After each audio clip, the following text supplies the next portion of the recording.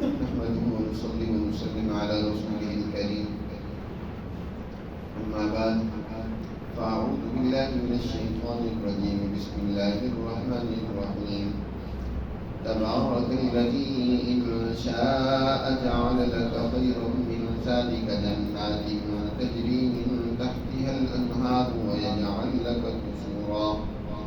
بل كذبوا بالساعة وأعتدنا لمن كذب بالساعة سعيرا إذا رأتهم من مكان بعيد سمعوا لها تغيظا وزفيرا وإذا ألقوا منها مكانا ضيقا مقرنين دعوا هنالك سبورا لا تدعوا اليوم سبورا واحدا وادعوا سبورا كثيرا قل أذلك خير أم جنة الخلد التي وعد المتقون كانت لهم جزاء ومصيرا لهم فيها ما يشاءون خالدين كان على ربك وعدا مسئولا ويوم يحشرهم وما يعبدون من دون الله فيقول أأنتم أضللتم عبادي هؤلاء أم هم ضلوا السبيل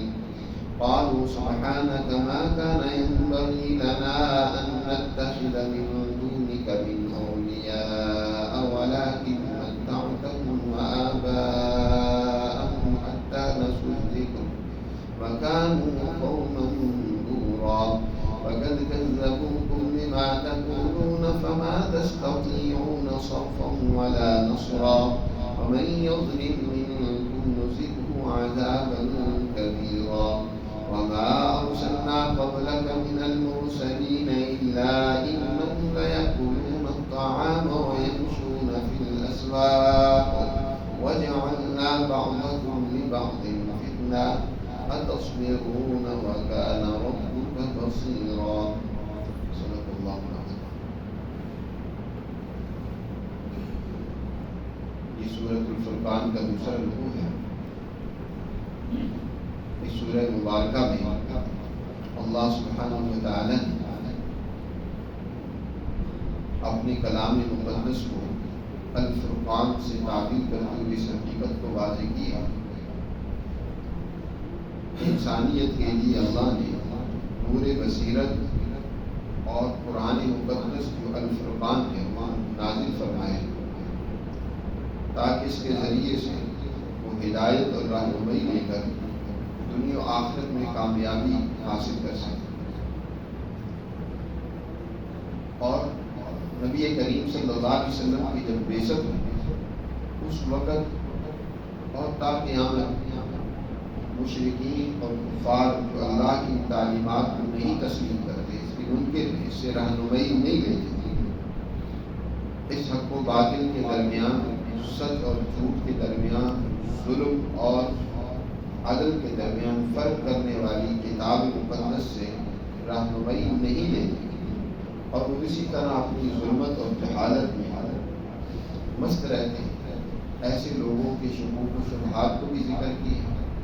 ان لوگوں کے انجام کا بھی تذکرہ کیا اور تفصیل کے ساتھ اللہ نے ان کے رویوں کا یہاں ذکر کی ہے. اور اس کے مقابلے میں جو سچے اللہ کے بندے ہیں عباد الرحمن سے اللہ نے یہاں ذکر کیا, ان کے بھی رویوں اور ان کے اعمال کا تذکرہ کیا. سب سے پہلے رکوع میں مشرکین مکہ کے کچھ اعتراضات نبی کریم صلی اللہ علیہ وسلم کی ذات گرامی کے بارے میں تھے, اس کا یہاں تفصیلی جواب ذکر کیا جا رہا ہے. ایک ان کا اعتراض یہ تھا کہ یہ اگر اللہ کے پیغمبر ہیں تو ان کے پاس تو بڑی مال و دولت ہونی چاہیے, کیونکہ اللہ سبحانہ و تعالیٰ وہ ذات ہے جو ساری کائنات کا مالک و خالق ہے اور یہ اس کے پیغمبر اور نمائندہ ہے دنیا میں. ان کے پاس بڑے خزانے ہونے چاہیے تھے, مال و دولت ہونی چاہیے تھی. اور یلقا الیہ کنز, کوئی خزانہ ان کی طرف اتارا جاتا یا اور نہیں تو کم از کم کوئی بڑا عالیشان باغ ان کے لیے ہوتا. اور تکون لہ جنہ یأکل منہا, وہ ان کی ضروریات پوری کرتا. بیچارے غریب اور مسکین سے ہیں, ضرورتیں پوری نہیں ہوتی ایک وقت کھانے کو ملتا ہے تو دوسرے وقت وہ بھی ندارت، یہ کیسے بھی ہوتا ہے؟ اللہ سبحانہ و تعالیٰ نے ان کے اس سوال کا یہاں جواب دیا، فرمایا تبارک الذی ان شاء جعل لک خیرا من ذلک، بابرکت ہے وہ ذات جس نے آپ کو اپنا پیغمبر اور رسول بنا کر بھیجا ہے۔ انشاء یہاں ان بمانی اذا کی، جب وہ چاہے گا تو جعل لک خیرا من ذلک، جعل یہاں ماضی کا صیغہ ہے بمانی گزارے کی، کہ وہ کر دے گا آپ کے لیے اس سے بھی بہتر۔ اللہ جب چاہے گا، یہ جو کہہ رہی ہیں نا خزانے، باغات، باغ وغیرہ، یہ تو کچھ نہیں۔ اللہ جب چاہے گا، اور یقیناً اللہ چاہے گا آپ کو عطا کرے گا، اس سے بہت بہتر کہ ایک جنت اور باغ کی بات کر رہے ہیں، اللہ آپ کو جنات، بہت سارے باغات عطا کرے گا، ایک نہیں بہت سارے باغات، اور ایسے باغات میں تجری من تحتها الانہار، جن کے اندر نہری سسٹم اور نظام بہترین طریقے سے جاری و ساری ہوگا، اور وَيَجْعَلْ لَكَ قُصُورًا، اور اللہ آپ کو بڑے بڑے عالیشان محلات بھی عطا کرے گا۔ وَيَجْعَلْ لَكَ قُصُورًا، جب یہ آیت مبارکہ نازل ہوئی تو نبی کریم صلی اللہ علیہ وسلم کے پاس جبرائیل امین اس آیت کو لے کر آئے، اور ساتھ ہی حضور صلی اللہ علیہ وسلم سے بات کی، آ کر ایک صندوق حضور کی خدمت میں پیش کیا، اور فرمایا یہ وہ صندوق ہے جس کے اندر اس دنیا کی خزانوں کی چابی ہے، خزائن الارض، مفاتیح خزائن الارض، اس میں اس کائنات کی زمین کی خزانوں کی چابی ہے، اگر آپ چاہیں تو لے لیں، دنیا کے خزانے لینا چاہتے ہیں وہ بھی لیں گے، اور آخرت بھی آپ کو ملے گا۔ حضور صلی اللہ علیہ وسلم نے جبرائیل امین کی طرف دیکھا اور مشورہ مانگا کہ آپ کیا کہتے ہیں؟ تو جبرائیل امین نے اشارہ کیا زمین کی طرف کہ آپ تواضع کو اختیار کریں، عاجزی کو اختیار کریں۔ چنانچہ آپ صلی اللہ علیہ وسلم نے اس کے بعد فرشتے کو کہا کہ میں ان چیزوں کو، اس دولت کو، ان خزانوں کو نہیں چاہتا، الفقر احب الیہ، مجھے فقر اور محتاجی زیادہ محبوب اور پسندیدہ ہے، وان اکون عبدا شکورا، اور میں یہ چاہتا ہوں کہ میں اللہ کا ایسا بندہ بنوں کہ شکر گزار بھی ہوں، عبدا شکورا بھی ہوں، اور صبورا بھی ہوں، صبر کرنے والا بھی ہوں۔ آپ فرماتے ہیں کہ ایک وقت مجھے کھانے کو ملے تو میں اللہ کا شکر ادا کروں، اور دوسرے وقت میں نہ ملے، میں بھوکا رہوں تو اس پر میں صبر کروں، صبر اور شکر کرنے والا بندہ میں چاہتا ہوں۔ اور ایک اور حدیث میں حضرت امی عائشہ صدیقہ رضی اللہ تعالیٰ عنہ سے مروی ہے کہ حضور فرماتی ہیں کہ اللہ سبحانہ و تعالیٰ نے مجھے اختیار دیا کہ اگر تم چاہو تو یہ مکہ کے پہاڑ تمہارے لیے ہم سونے کے بنا دیں، تمہارے لیے پہاڑوں کو سونے میں تبدیل کر دیں، یہ تمہاری مرضی ہے۔ لیکن آپ صلی اللہ علیہ وسلم نے فرمایا کہ نہیں، میں یہ نہیں چاہتا کہ دنیا کے خزانے مجھے دنیا میں ملیں، بلکہ میں تو اللہ کا شکر گزار اور صابر بندہ ہی بننا چاہتا ہوں۔ اسی کو قرآن مجید نے یہاں بیان فرمایا کہ بابرکت ہے وہ ذات جس نے آپ کے لیے اس سے بہتر جو یہ کہہ رہی ہیں آخرت میں آپ کے لیے تیار کرنا ہے۔ جعل لك خيرا من ذلك جنات تجري من تحتها الانهار ويجعل لك قصورا، اور آپ کے لیے اس نے بڑے بڑے محلات وہاں بنا رکھے ہیں۔ اصل بات یہ ہے کہ ان کو اس آخرت کی زندگی پر تو یقین ہے نہیں،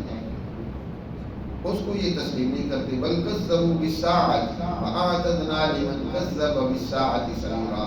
انہوں نے قیامت کو جھٹلا رکھا ہے، اس کو مانتی نہیں، ان کا عقیدہ آخرت میں درست نہیں، بلکہ منکر ہے یہ آخرت۔ یہ کہتے ہیں یہ دنیا ہی سب کچھ ہے، اس لیے دنیا ہی کی ٹھاٹ باٹ میں جاتی ہے۔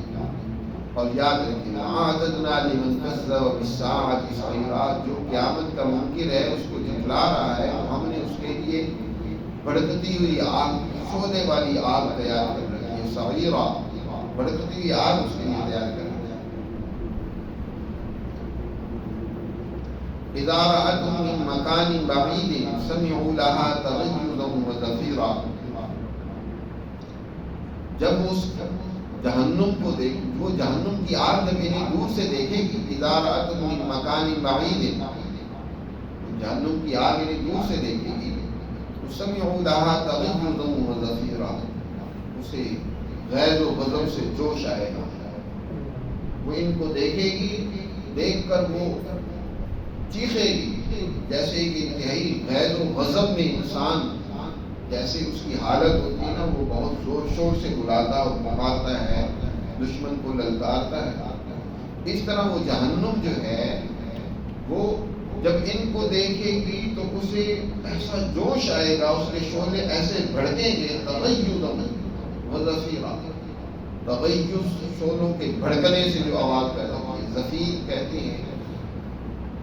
گدھے کی جو ابتدائی جب وہ بولتا ہے تو چیختا ہے تو اس کی جو ابتدا میں آواز ہوتی ہے اس کو زفیر کہا جاتا ہے، یعنی ایسی آواز جس سے انسان کا سینہ، اس کی پسلیاں بھی وہ پھولنے لگ پڑے۔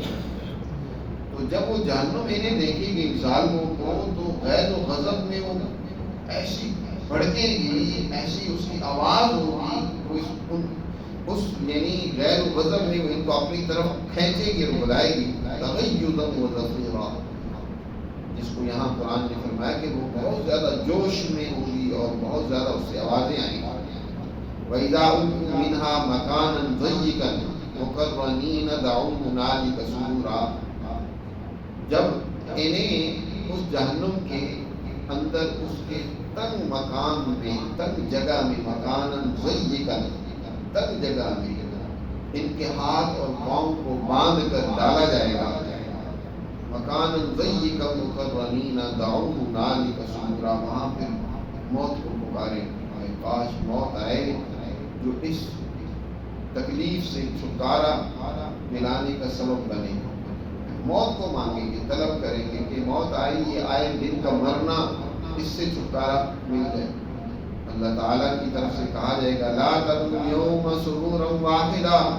آج ایک موت کو نہ بلاؤ، وادعوا سرورا کثیرا، بلکہ بہت ساری موتوں کو بلاؤ، جتنی آج بہت زیادہ موتوں کو بلاؤ، کیونکہ آج ایک موت سے تمہارا مسئلہ حل ہونے والا نہیں، کیونکہ روزانہ تمہیں اسی طرح کی تکلیف اور اذیت میں مبتلا رکھا جائے گا۔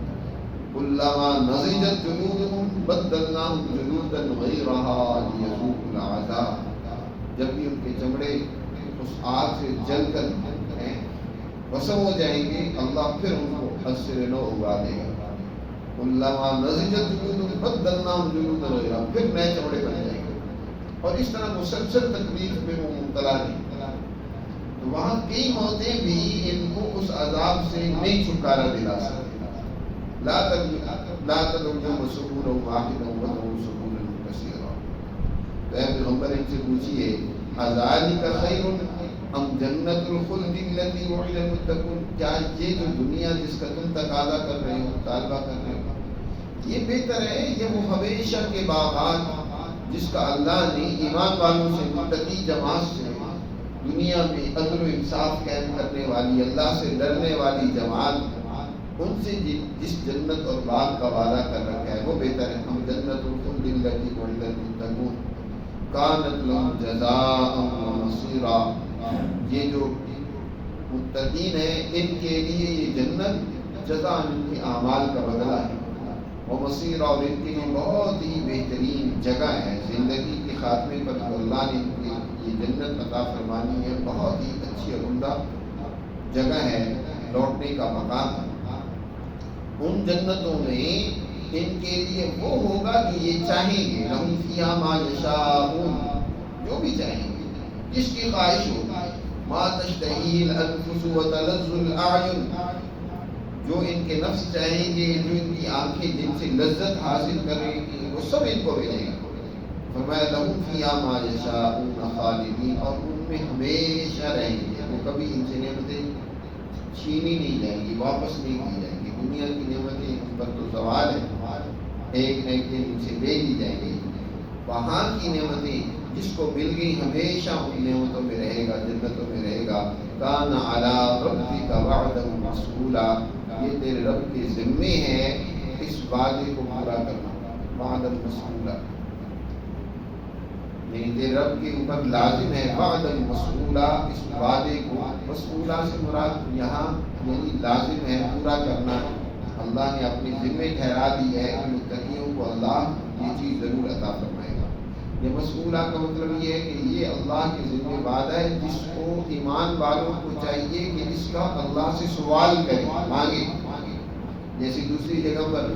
اللہ نے ایمان والوں کو تعریف فرمایا کہ یوں اللہ سے دعا کرو، ربنا آتنا ما وعدتنا علی رسلک ولا تخزنا یوم القیامہ، اے اللہ جس کا تو نے اپنے رسولوں کی زبانی وعدہ کیا ہے وہ ہمیں عطا فرما۔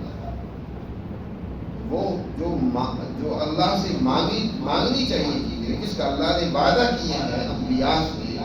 اور انبیاء کے ذریعے انبیاء کے متبعین سے، ان کے پیروکاروں سے، اس کو اللہ سے مانگے، سوال کریں، یا اللہ ہمیں ایسی جنتیں، ایسی نعمتیں، ایسا مقام آخرت میں عطا فرما ہے جو آپ نے متقین جماعت کے لیے تیار کر رہے ہیں۔ وَيَوْمَ يَحْشُرُهُمْ وَمَا يَعْبُدُونَ مِن دُونِ اللَّهِ، جس دن اللہ ان کو جمع کرے گا اور جن کی یہ پرستش اور عبادت کرتے تھے اللہ کو چھوڑ کر، ان سب کو اللہ کل قیامت کے دن جمع کرے گا، اور اللہ ان سے پوچھے گا جن کی عبادت کرتے تھے، چاہے وہ کوئی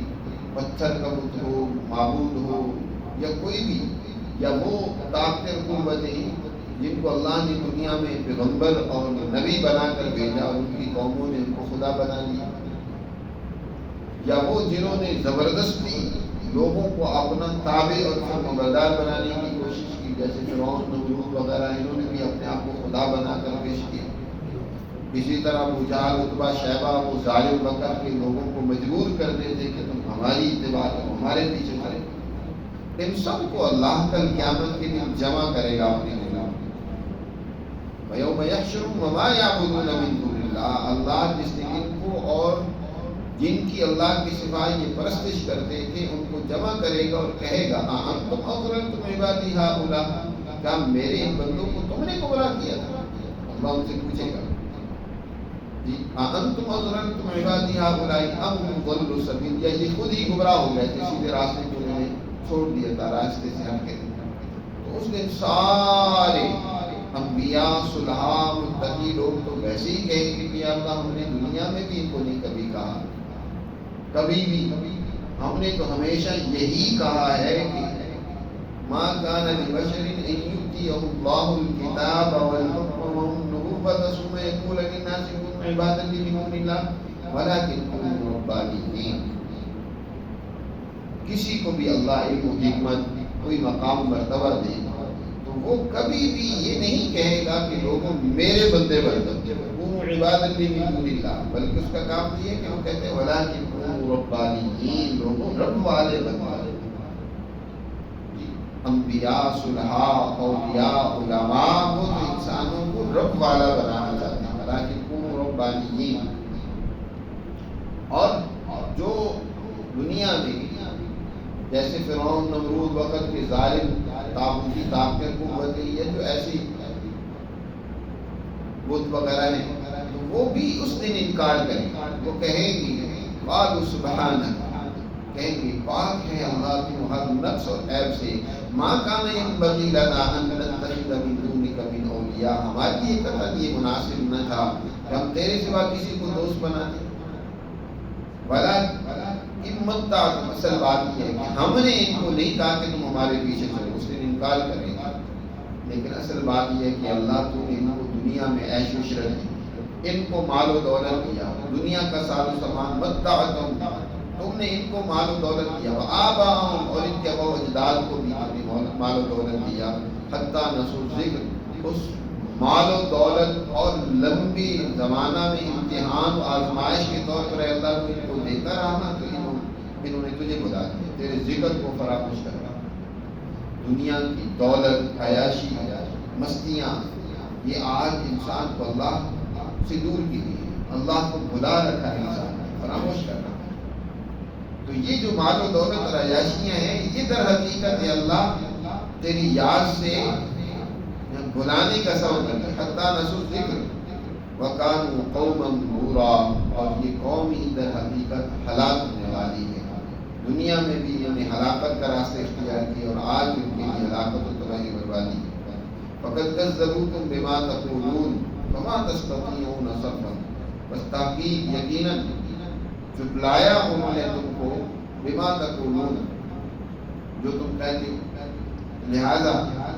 بس نہیں وہ طاقت رکھیں گے اپنے سے کسی عذاب کو دور کرنے کی اور نہ ہی کوئی ان کی مدد کرے گا. وَمَن يَظْلِم مِّنكُمْ، تم میں سے جس نے بھی ظلم کیا تو نذیقہ عذابا کبیرا، یقیناً ہم اس کو بہت بڑا عذاب کا مزہ چکھائیں گے.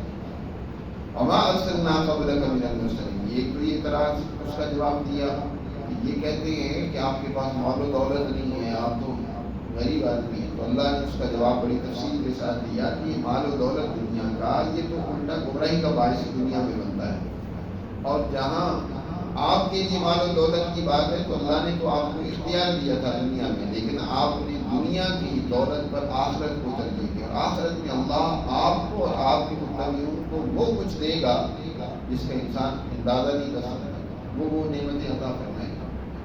دوسرا اعتراض ان کا یہ تھا کہ یہ کیسے رسول ہیں، بازاروں میں جاتے ہیں، کھاتے پیتے ہیں، کاروبار کرتے ہیں، عام انسانی اور بشری جو لوازمات ہیں ان کو یہ پورے کرتے ہیں. اس کے جواب میں جب یہ آیت مبارکہ نازل ہوئی تو آپ صلی اللہ علیہ وسلم طرف رنجیدہ ہو گئے. حضرت جبرائیل امین یہ آیات لے کر آئے اور حضور سے کہا کہ آپ بتائیں کیا آپ سے پہلے جو رسول اور انبیاء تھے کیا وہ انسان نہیں تھے، وہ کیا کاروبار نہیں کرتے تھے، وہ کھاتے پیتے نہیں تھے؟ ان سے پوچھیے. یہ اپنے آپ کو حضرت ابراہیم و اسماعیل کی اولاد سے مانتے ہیں اور ان کو اللہ کا پیغمبر مانتے ہیں، اور یہ بھی مانتے ہیں کہ وہ انسان تھے، دنیا میں کاروبار بھی کرتے تھے، کھاتے پیتے بھی تھے، شادیاں بیاہ بھی انہوں نے کر رکھی تھی. انسان پیغمبر بھی انسان ہی ہوتا ہے، انسانی رہنمائی کے لیے آیا ہے. یہ چیزیں کوئی پیغمبری کے منافی نہیں ہیں، یہ تقویٰ اور بزرگی کے خلاف نہیں ہے. عجیب سے آج بھی لوگوں کا بنا ہوا ہے، وہ سمجھتے ہیں کہ بس جو بزرگ ہونا تو اس نے تو بس ایک دوپٹہ اوڑھ کر ایک کونے کھدڑے میں بیٹھا ہوا، بس دنیا و مافیا سے وہ بالکل بے خبر ہو اور ہر وقت اللہ اللہ ہی کرتا ہے. انبیاء علیہ السلام دنیاوی معاملات کو سمجھانے کے لیے دنیاوی معاملات میں متوجہ ہوتے تھے. انبیاء نے تو دنیا ہی کو درست کیا نا، اس دنیا میں رہنا ہے، یہی درست نظام بنانی ہے، حکومتیں بنانی ہیں، یہاں دنیا ہی میں کاروبار کو درست کرنا ہے کہ کیسے تم نے کاروبار کرنا ہے، سارے طریقے سکھلانے ہیں، کھانے پینے کے طریقے سمجھانے ہیں، کون سی چیز کھانی ہے کون سی نہیں کھانی، کون سی حلال ہے کون سی حرام ہے، کیسے کھانا ہے کیسے نہیں کھانا. وما ارسلنا قبلک من المرسلین، اور آپ سے پہلے نہیں بھیجا ہم نے رسولوں کو، الا انہم لیأکلون الطعام، مگر بے شک وہ بھی کھاتے تھے، ویمشون فی الاسواق، اور بازاروں میں چلتے اور جاتے تھے کاروبار کے لیے. وجعلنا بعضکم لبعض فتنہ، اصل بات یہ ہے کہ ہم نے تم میں سے ایک کو دوسرے کے لیے آزمائش کا ذریعہ بنایا. یہاں دنیا میں ہر انسان ایک دوسرے کے لیے آزمائش ہے. کسی کو اللہ نے فقر اور محتاجی دی ہے، کسی کو غنا دی ہے، تو غنا اور غنی بات جو ہے وہ اس محتاج کے لیے ایک آزمائش ہے کہ آیا یہ مالدار غریب کی دیکھ بھال کرتا ہے، اس کی ضرورتیں پوری کرتا ہے یا نہیں، اور محتاج ہے تو وہ ایک آزمائش ہے کہ آیا وہ مالدار کی اس مالداری کو دیکھ کر کسی قسم کے حسد میں کسی قسم کی خرابی میں مبتلا ہوتا ہے، یا اللہ نے جو دوسری اس کو نعمتیں دے رکھی ہیں وہ ان سے فائدہ اٹھاتا ہے، ان کو بروئے کار لاتا ہے. اللہ نے ہر ایک کو کوئی نہ کوئی نعمت تو دے رکھی ہے. اگر انسان اپنی نعمت کو چھوڑ کر دوسری کی نعمت پر نظریں جمانے لگ پڑے، وہ حضرت شیخ سعدی رحمۃ اللہ علیہ نے ایک آیت ذکر کی ہے نا کہ ایک اللہ والے ان کے پاؤں میں جوتے نہیں، وہ اللہ کے حضور سجدہ ریز ہو کر شکایت کرنے لگے کہ یا اللہ میں تیرا نیک بندہ ہوں، تجھے یاد کرتا ہوں صبح و شام، میرا حال یہ ہے کہ پاؤں میں جوتے بھی نہیں ہیں، مسجد سے باہر نکلے تو ایک آدمی کو دیکھا جس کے پاؤں ہی نہیں، تنبیہ ہوئی اور فوراً اور دوبارہ اللہ کے حضور سجدہ ریز ہو کر معافی مانگی، کہنے لگی اللہ معاف کرنا، کم از کم میرے جوتے نہیں ہیں تو تیرے وہ بندے بھی تو ہیں جن کے پاؤں ہی نہیں ہیں۔ اس لیے نبی کریم صلی اللہ علیہ وسلم نے ارشاد فرمایا کہ ہمیشہ دنیاوی اعتبار سے اپنے سے نیچے والوں کو دیکھا کرو اور دین کے اعتبار سے اپنے سے اوپر والوں کو دیکھا کرو۔ وہ بھی تو لوگ ہیں جو تم سے دین میں بہت آگے ہیں، دنیا میں وہ بھی لوگ ہیں جو تم سے بھی کمتر ہیں۔ جب یہ تم اس طریقے سے زندگی گزارو گے